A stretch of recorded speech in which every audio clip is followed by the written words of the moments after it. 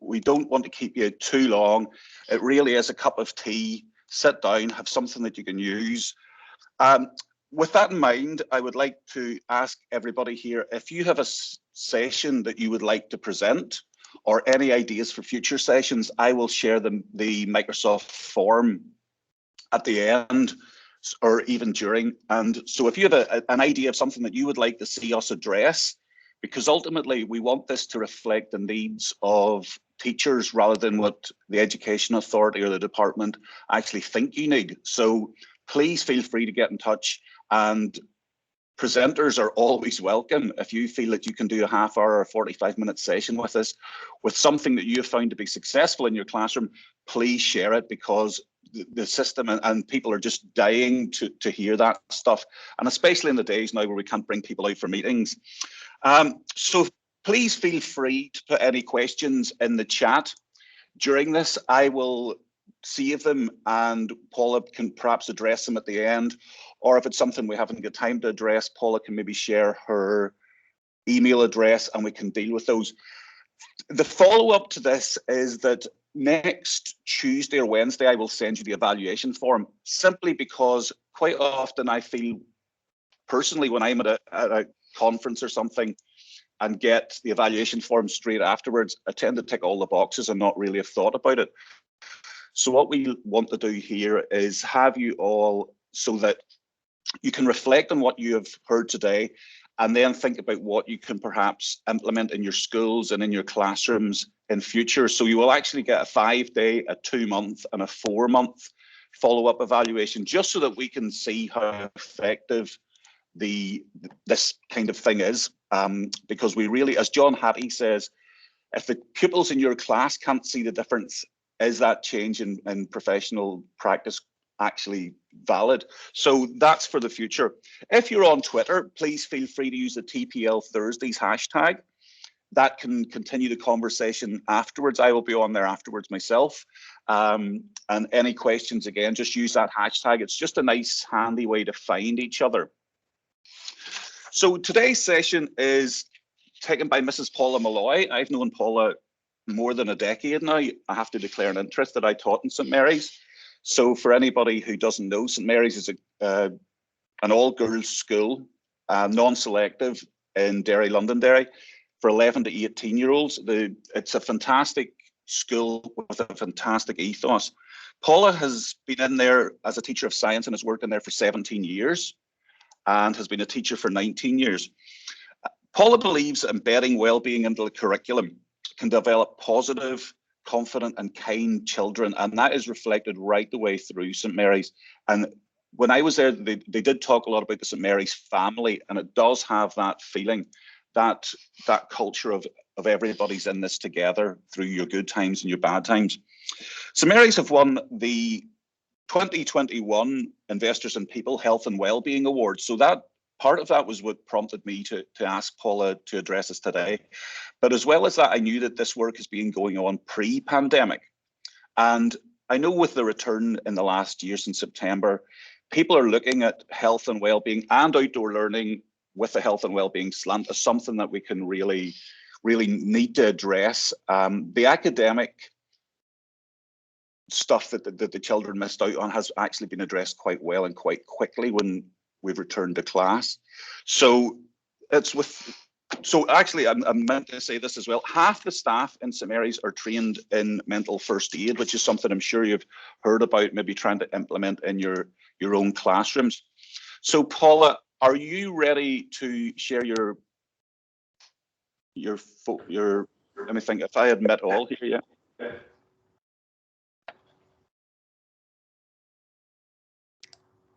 Afternoon, Charlotte. Afternoon, Paula. Afternoon, everybody. And thank you all so much for logging on this afternoon. I hope you have your cup of tea in hand. And it's Friday Eve, so we are nearly there at the end of the week. I'm delighted that Charlotte got in touch and asked me to take part in these webinars. As Charlotte has already mentioned, I have been in education now for 19 years and have been in St. Mary's for 17 of those. From the moment that I arrived in St Mary's, it was very clear that it was a progressive, forward-thinking school, one which always has the girls' best interests at heart. And as Jarlath mentioned, the focus recently and previous to lockdown has very much been on the health and well-being of our pupils.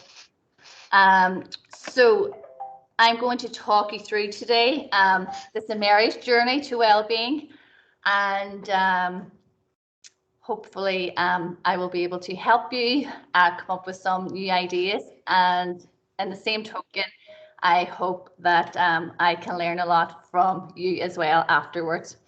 So I'm just going to check, can everybody hear me okay and see my PowerPoint okay?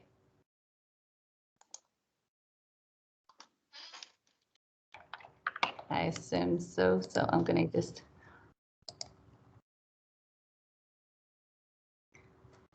see here what's coming up.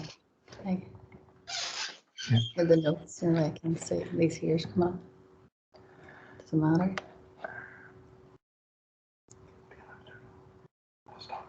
Okay, 2 seconds. Okay then, so I will get started. So my primary role in the school, as you can maybe tell by the photographs on the screen there, is a teacher of science. And this is one which I love. But when the role of leader of wellbeing came up in December 2019, a spark ignited in me. And I must say, I feel very privileged to be leading this initiative in a time when well-being is more important than ever. So today I'm going to take you through the St Mary's journey on how we are approaching well-being in the school, the initiatives and programs we have implemented for both pupils and staff, and at the end share some short activities which teachers have found work well in the classroom. Now, from the outset, I will say that this is definitely the start of the journey for us.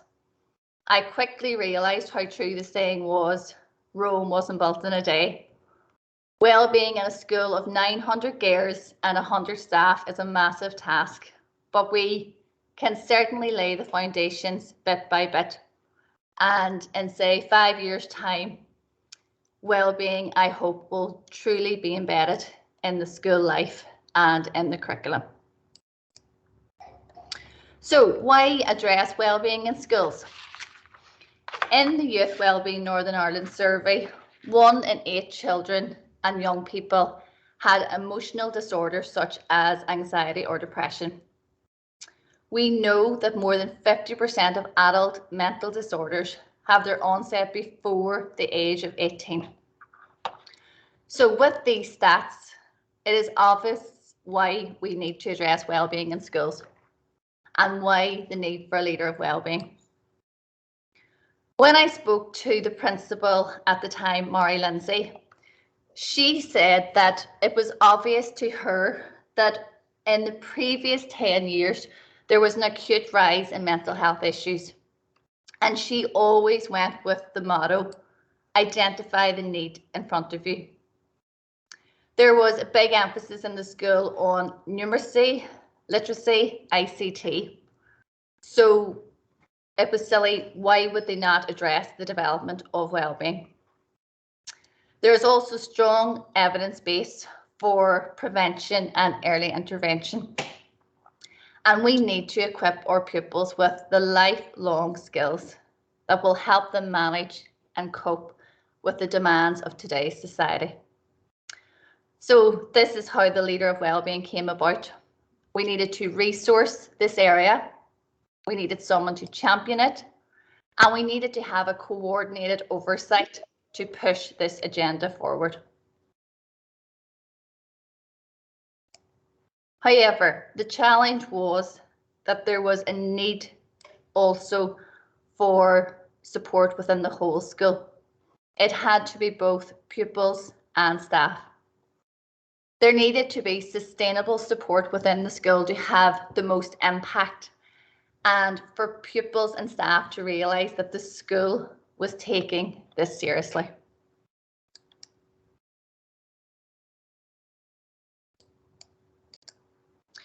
So the journey started in December 2019 when the leader of Wellbeing, it was a temporary post at the time, was created. Wellbeing quickly became the main focus in the school as it was made the #1 priority in our school development plan. That meant that all SLT meetings, in-service days, staff training, that this would become the main focus. Because we realised without this priority being fulfilled, all other needs of pupils couldn't be achieved. The saying, happy, calm children learn best. And this was the clear message that was being delivered to us. We were constantly being reminded that educating the whole person was vital, and that is how health, well-being became a key priority. But to be a well school, the school must be #1, well led. The principal, SLT and all staff were 100% behind this movement. #2, the school has to be well prepared. So we needed to put a curriculum in place to support the pupils. And thirdly, it had to be well equipped. Staff needed to be trained, including me. I had went from being a science teacher one day to leader of wellbeing the next, and people suddenly thought I was an expert in this area, which I definitely was not. So I needed training, and the staff needed training in order to support this movement going forward. So in January 2020, the leader of Wellbeing went into overdrive. St Mary staff and pupils could not avoid the message of wellbeing. I literally have become event planner extraordinaire. From the photographs you can see I had healthy eating initiatives, motivational speakers, gratitude days, couch to 5K, crochet clubs, book clubs, and life in St Mary's was great fun. And then lockdown kicked in, March 2020. School life entered a time which will go down in history, and the word wellbeing catapulted to the forefront.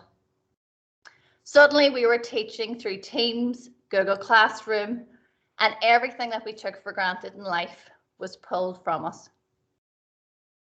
It became obvious that pupils and staff needed help addressing their wellbeing needs more than ever. So I had to keep the momentum going. Now, during this time, and this is a point I kind of want to emphasize today, is that community organisations really shone through for me.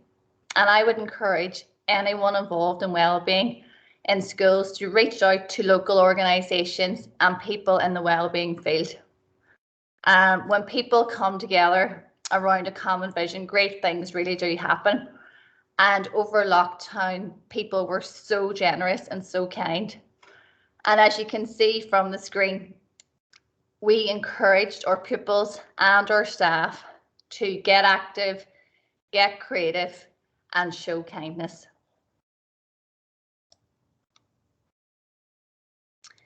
Then that brings us up to June 2021. When things had settled for another while, the school decided to make the post permanent.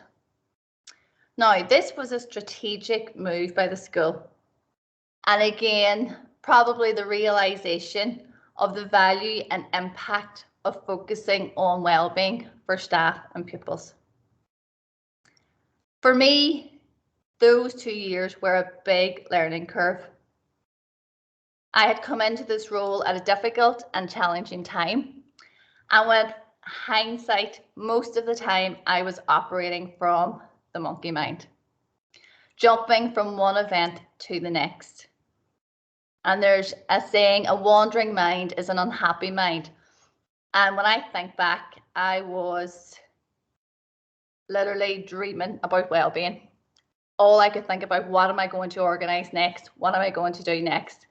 And this couldn't be sustained.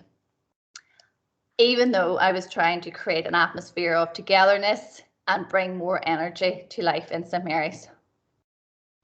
So, good as it was, a more strategic approach was needed. The time had come to pause, step back, and look at the bigger picture. I had to ask the questions, had the events I had organised to date added value to the school community?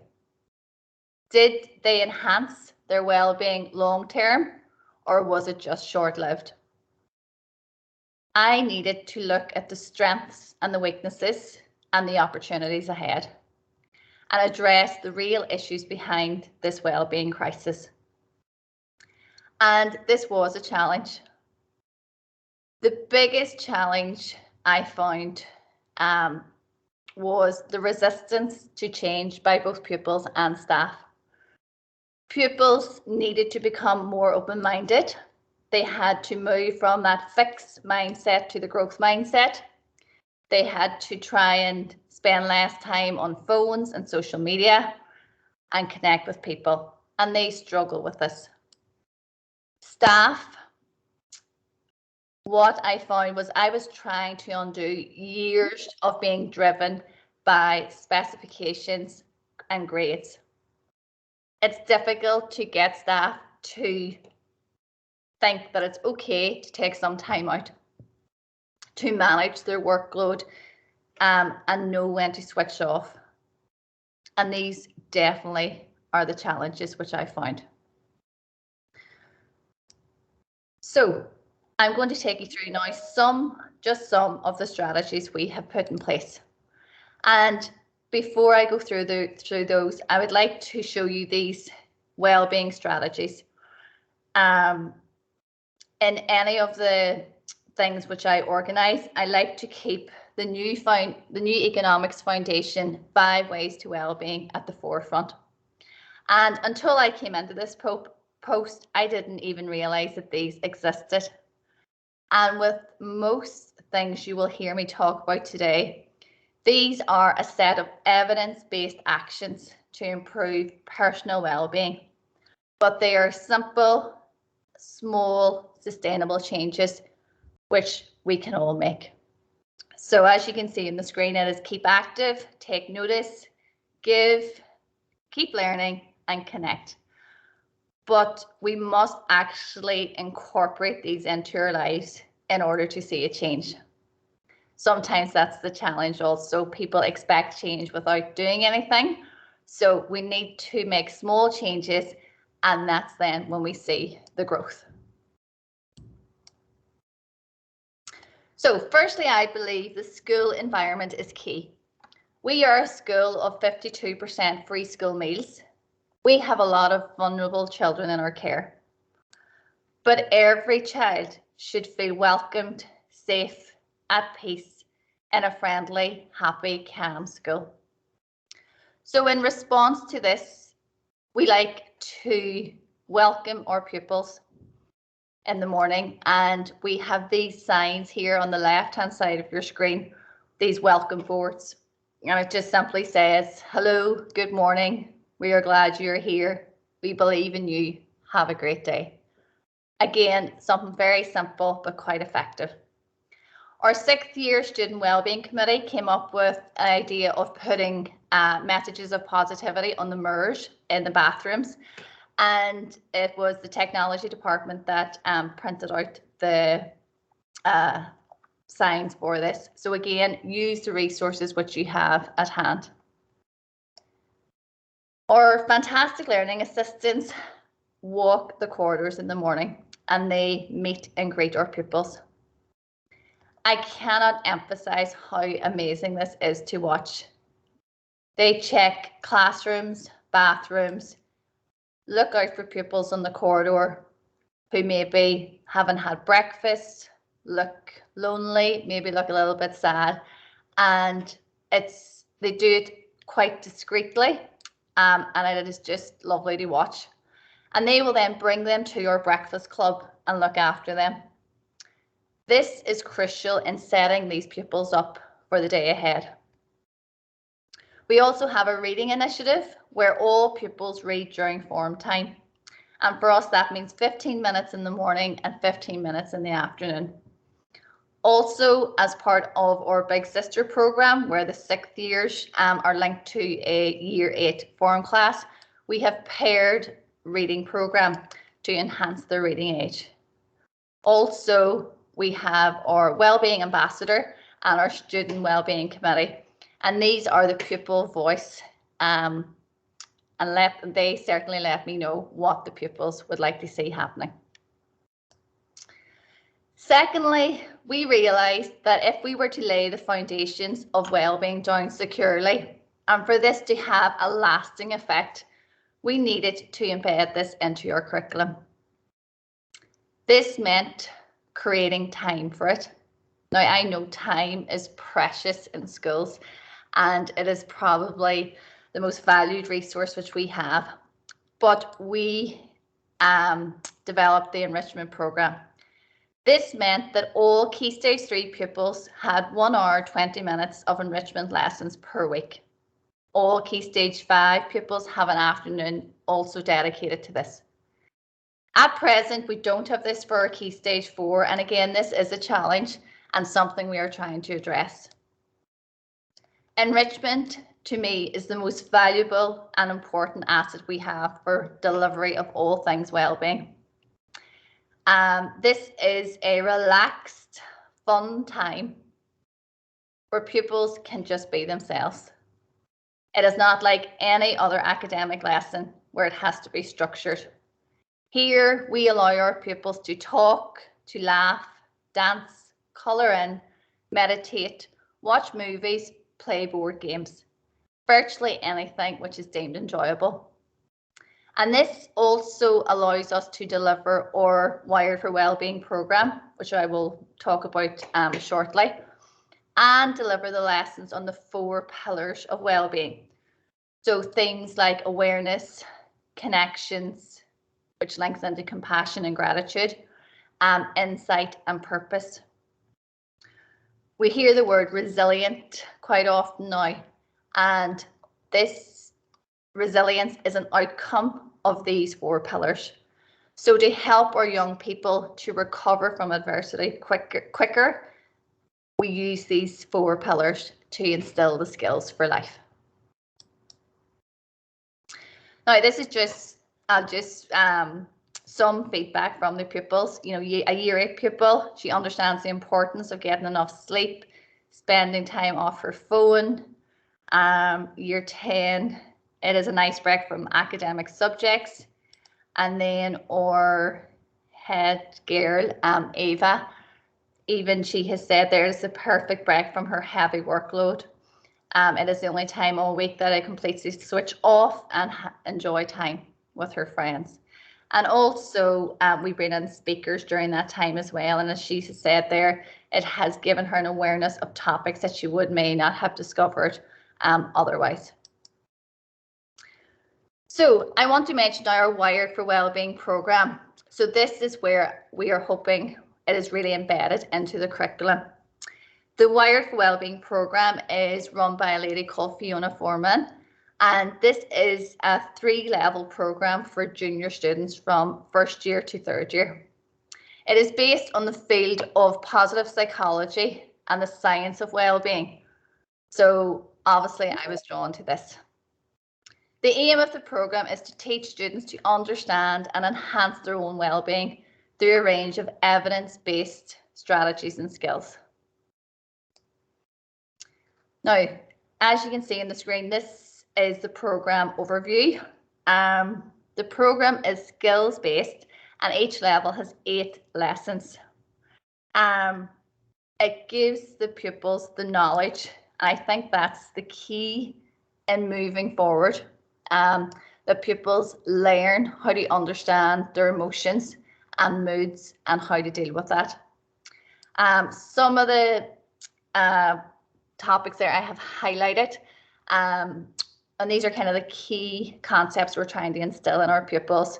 Like in 1st year, it starts off talking about neuroplasticity, so all about the brain and how we can shape our brain by doing different activities and the hormones that can be released and the effect that has on your emotions. and then taking you right up then to getting good at stress, how you manage it, and resilience, and so on. Now, this year we were trialing this program, but I must say I am very impressed with this resource. So if anybody is out there looking for a resource, I would highly recommend it. This is just a little bit of feedback. The beauty about this program is that all resources are provided for the teachers. It comes with a teacher resource book. It comes with PowerPoint slides. It comes with a pupil book, a parent guardian guide in the middle of it, and other resources like YouTube videos and TED Talks and things like that. And again, it's saving you time then from having to plan it. It's all laid out perfectly for you. The pupils themselves, 80.9% of students reported that the program was helpful to them. And you can see from some of the comments there, you know, a really helpful, thank you, enjoyed the lessons. The booklet was really helping me fight negative thoughts. So again, all positive feedback on that. Thirdly, the SMILE program was introduced, and this was there to help and support pupils who have been identified as potentially high risk or highly vulnerable students. Students who struggle with life due to, say, bereavement, anxiety, sexual identity, etc. And this is an intervention and prevention strategy which works really well.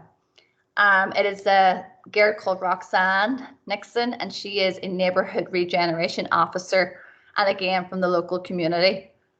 So Roxanne and Mr. Lynch, or coordinator for the SMILE programme, they work closely with the pastoral team to look after these pupils and, you know, help them if they need then specialist help.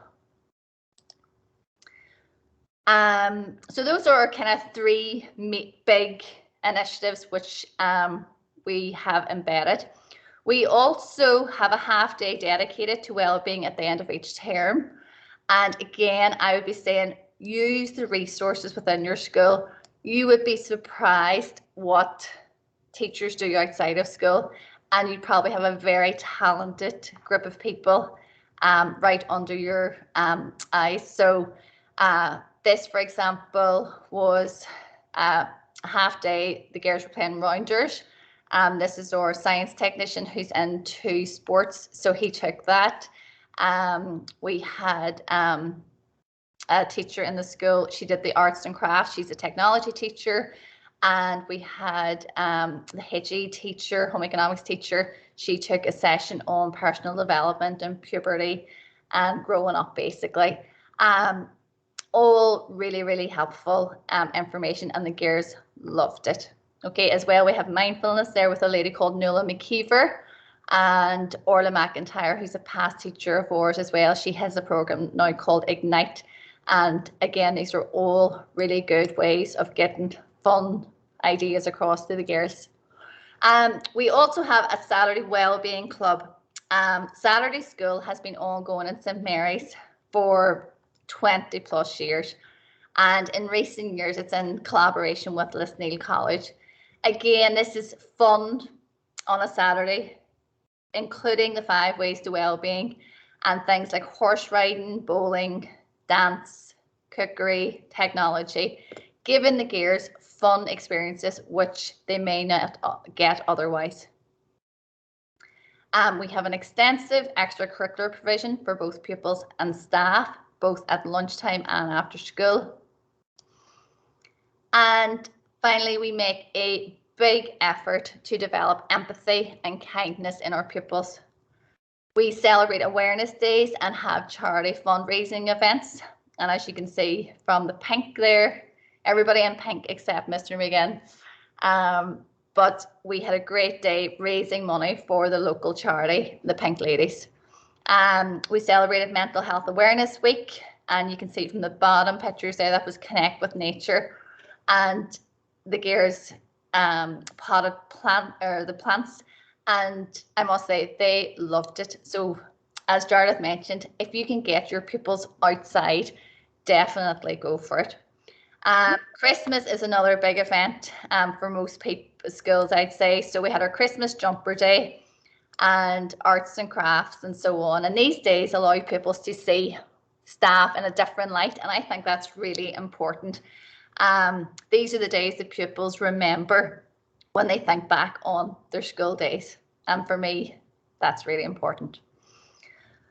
So hopefully, if you're still with me, you may want to listen up now, because I'm going to take you through our staff wellbeing initiatives.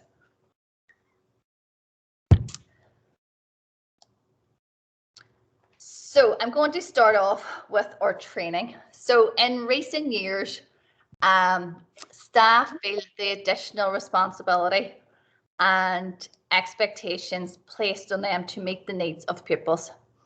And with rising anxiety amongst our pupils, this can make the job feel particularly overwhelming and frightening at times if you don't know how to react to the situation. So training is crucial.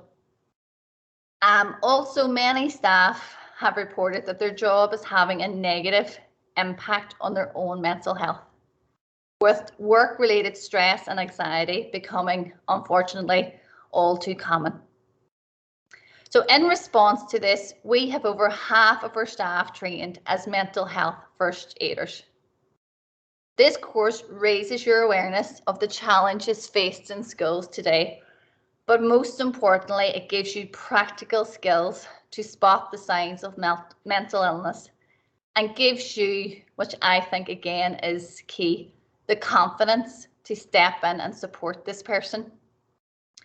I went through organisation Aware through Catherine McColgan, and the lady who delivered it was Cassie Riggs, and her details are on the slide there. I can highly recommend Cassie. She was fantastic. And, you know, as I say, it is good to get a refresher course in how to handle these situations. And I've put on the slide there the wee action plan, ALGI, assess the risk, listened non-judgmentally, give reassurance, encourage appropriate professional help, and encourage self-help. All of these wee mechanisms, you know, can really help you if you come across somebody in a situation, or they want to speak to you about something personal. And this goes for both pupils and staff.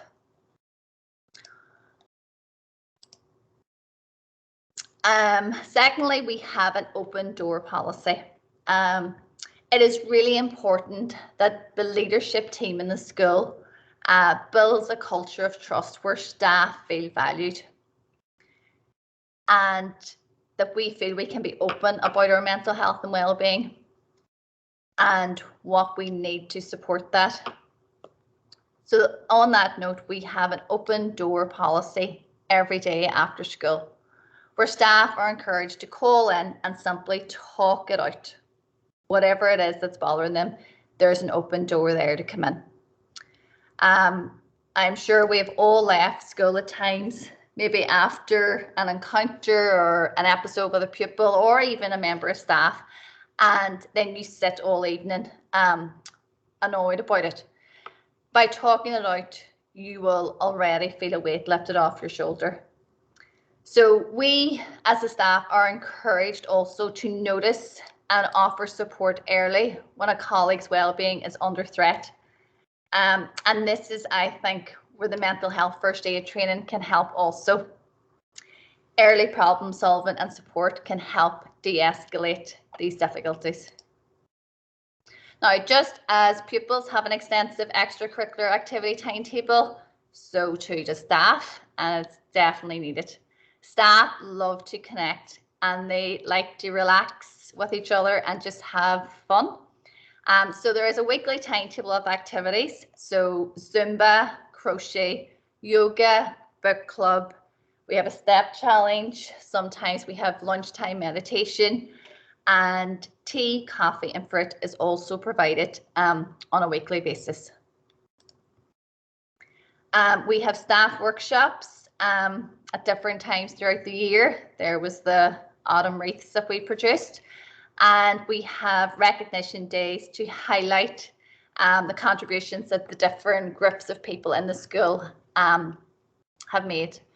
There we have the International Men's Day there, which recently, and sure, the men just love getting together at break time and having their baking buddies. It is really, I feel, staff want to feel valued and appreciated, and it really is the small gestures that mean the most. We have motivational health and wellbeing speakers are invited in. We have our directed time on a Monday, so wellbeing is the focus every 6 weeks. So there's plenty of opportunities to hear from professionals in this field. And then at Christmas time, we had a Kris Kringle. If you haven't done this in your school, you need to do it. This, again, just a simple act of kindness, which brought about so much joy and appreciation at the end of a tough term. Our principal dressed up as Santa, and honestly, this is the highlight of the year. The pupils love it, and it is a reminder that, you know, we're all in this together. It is all about the pupils and bringing joy and a buzz about the school. So any principals listening, you need to do this. I'm really lucky that I get to present at most in service days now. But again, when I have to do it, I do try to get staff to become aware of their own well-being. I challenge them to try something new. I ask them to connect with other people. And I think we're all guilty of this. Like, when is the last time that you spoke to someone who is not in your department, or someone who is not maybe your lunch buddy? You know, sometimes we have to step out of our own comfort zone also to get to know people. And remember that nothing will change unless you take action. Also, I email staff and keep them up to date with training and talks, and just on the slide there is the EA have their own Health Well program, which is, there's so much on there, so do check that out and get signed up for some of the activities. Some quick staff feedback: 94.5% have agreed that wellbeing is being addressed over the past 2 years, and the highest things that they enjoy the most is the free fruit funded after school activities, so like the yoga and the Zumba, and the motivational speakers. Just again, some comments from staff, but I'm not going to read through them, okay, but it's all very positive. I'm nearly finished, so I just want to mention about measuring well-being. Any research that you read into well-being, it always talks about measuring it. Like everything in schools, you need to have a baseline, and that way you get feedback, you can then take action, and then you can measure the impact. Now, we have signed up to this Bounce Together. It's a company, and this is a survey app which captures the wellbeing data across the whole school. And what I liked about it is that it links to your Sims, so you can compare classes, year groups, SEM pupils, and you can also watch the responses come in real time. So this allows us to get, you know, valuable insight to the needs of the pupils and staff, and then we can quickly see areas of improvement. On the screen now, and again, I will send this all on to Jarlath. These are just some very simple activities which you could use in any lesson, maybe at the end, 5 or 10 minutes at the end, or even at the start. So these 2 worksheets I would use with pupils who maybe come into class upset or anxious, or for whatever reason where they just maybe need a wee bit of time out. And this is from a company called Spiffy, the Happiness Shop, and they have lovely stuff with regards to wellbeing. The Action for Happiness website, I really like. They have a theme for every month, a calendar, and also they have great speakers on a monthly basis. The meditation, I have signed up to Headspace. That is free to all educators in the UK, so it's worth signing up to that. And Niall Breslin's Mindful Moments for Kids. This is probably more so for the junior pupils, but it's very simple but very effective. But definitely the whole mindfulness and meditation area, I want to kind of explore a wee bit more of. These here, again, very simple but effective. A teacher had told me that she's come away from rushing to get the lesson started and simply taking 5 minutes at the start just to ask them how they are, being at the door when they come into the classroom and just making them feel welcome. The mindfulness colouring in, pupils love doing that, absolutely love it. So that's another wee simple thing. This wee poster is just simply, again, to kind of express about your classroom environment, you know, making it look nice and welcoming and calming for them. The calm down with the 5 take breathing is using your palm of your hand to breathe in and out. And again, only takes a few minutes, but can be really effective for those pupils who are struggling. The relaxing music I use myself in science. If the pupils are working on something, answering questions, I will play relaxing music and it really settles them and it's really good. And board games, pupils love them. And what I've noticed recently is playing cards or Uno, say for even 5-10 minutes at the end of a lesson, they really work hard the whole lesson and then that's their wee award at the end.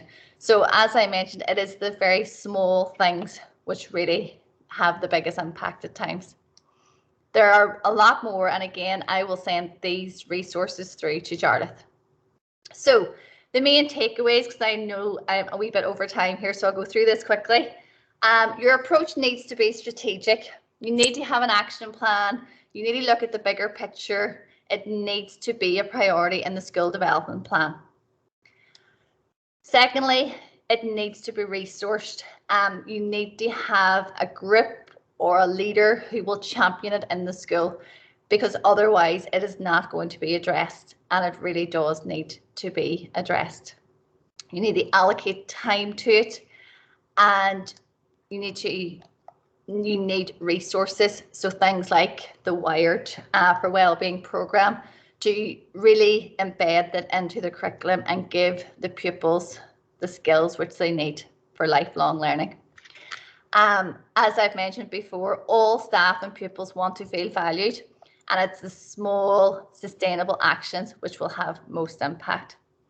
So these are the foundations which I'm laying down now, but my long-term goal is that come 5 years' time, wellbeing will be like any other subject area in the school, embedded into the curriculum and part of the school culture and mindset. This is only the start of the journey, and it will take time, and it needs to have a collaborative approach. So I want to finish with this. I was at a course recently, and this was, you know, the introductory questions where they ask you to introduce yourself, and this was their question: what is your why? And I want you to think for a wee second, what is your why?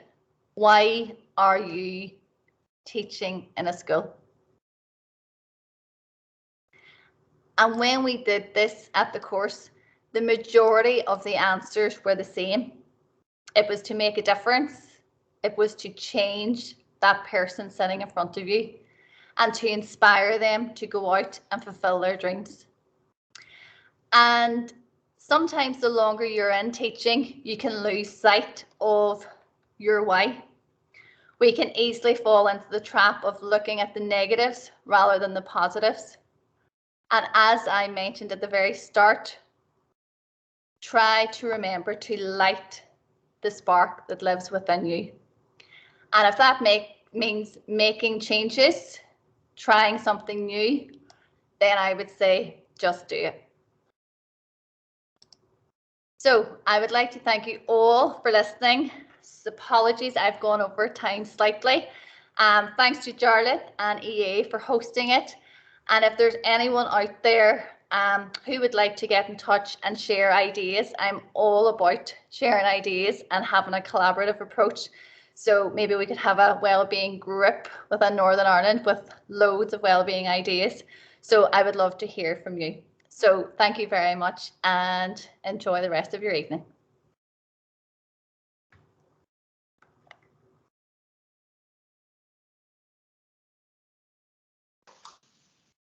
Thank you very much for that, Paula. That was absolutely fantastic. So many great ideas there, and it's almost like there are so many of them, it'll take a little bit of time to process it. Just to reiterate that I will send everybody the presentation. I will send you the screen recording of this session. Paula can answer any questions. I'll get them down here as well. So that'll be on Tuesday with your evaluation. We'll try and put in links to all those things that Paula talked about there as well in the email that we send you. It was absolutely a brilliant session, Paula. You're born to do that. I think you should be presenting the news the way you did that. I don't know how you got that, but the screen recordings and that will be great. What we want to do is take those ideas and Paula, could you mute your mic just for a second? Thank you. Take those ideas and try and run with them. Try and implement something in your classroom. The evaluation's about on Tuesday. I put the link in for the session for ideas for future sessions. Next week's session is going to be Professor Roger Austin from University of Ulster, or Ulster University as it is now. Roger is an emeritus professor of education, and it's going to be on blended learning for 16 to 18-year-olds and lessons from the pandemic. So if anyone hasn't signed up for that, or that's an area of interest for you, I'm very sure we'll be back to wellbeing in the post-primary school after seeing that today. So once again, if anybody wants to share their experiences for school, we can go into other experiences too. So thank you very much, Paul. That was absolutely amazing. We are 3 minutes over, so that isn't too bad. Everybody, safe home if you're still in school. Enjoy the rest of your evening. Try and avoid watching any football. And I will see you all next Tuesday. Thank you very much.